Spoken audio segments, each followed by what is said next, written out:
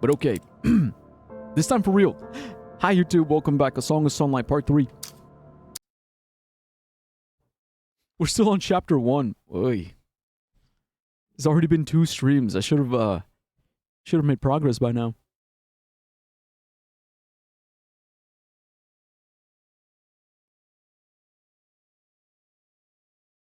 Bing bong, bing bong. Bing bing bing bing bing bing. You've made some progress? Yeah, I guess I'm a little ambitious, you know. I wish I could make a little bit more progress.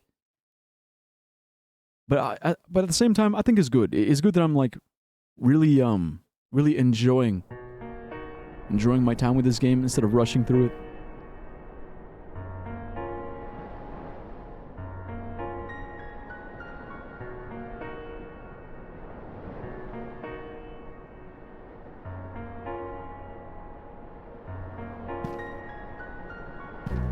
Okay, so I think last time we basically did everything already. Wait, let me see if I have any precious or perfect metals. Okay, I don't have any, but you know what? I can buy some.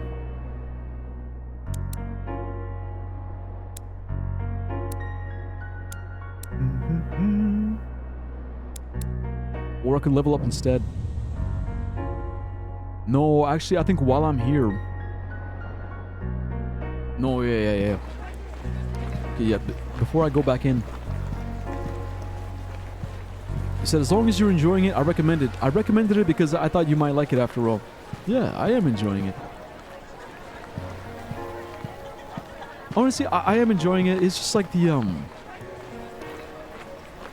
It's like that meta layer of, It's just like that meta layer where I'm thinking about enjoying it, right? Like, instead of just allowing myself to just, like, stream and enjoy the ride, I'm thinking, like, 5 steps ahead, thinking, okay, why am I enjoying it? Like, is it okay that I'm enjoying it? Like, should I be enjoying it differently? Bleh, I'm so fucking sleepy. Bye. Yeah, go to sleep, Mono. Good night. Good night, good night, good night. You need it, man. You need that sleep. Can't lurk anymore? Yeah. Trust me, I understand. I understand completely. Enjoy your rest. Enjoy. You have my blessing. Vaya con Dios.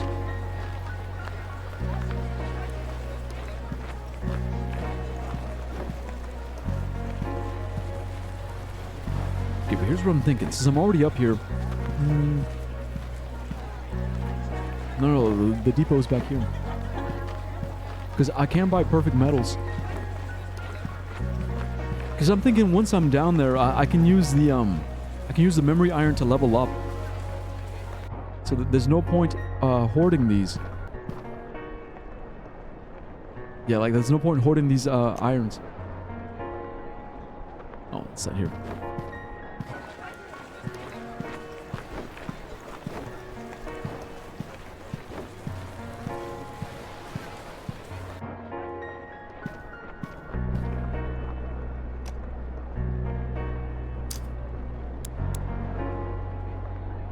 So she has 8 in total. But I think I'm only going to be able to afford 2 upgrades. So 1 for the shield, and then 2 for the spear. 540.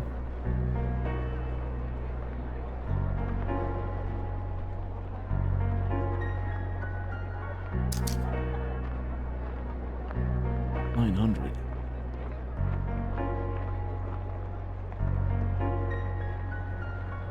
Because I have shards, right? I got shards components. Yeah, let's do it.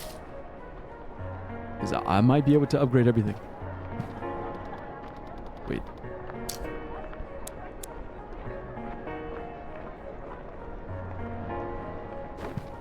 Boom, boom, boom.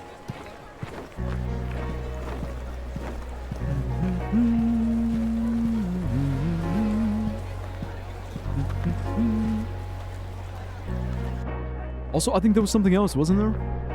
It was like a charm thingy that I wanted.